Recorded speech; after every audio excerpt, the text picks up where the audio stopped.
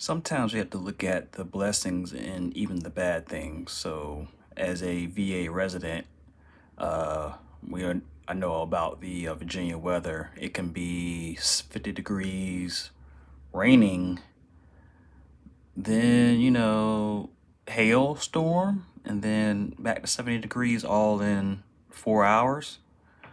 However, that means we get a little bit of everything. So that means we also don't get too much of something else.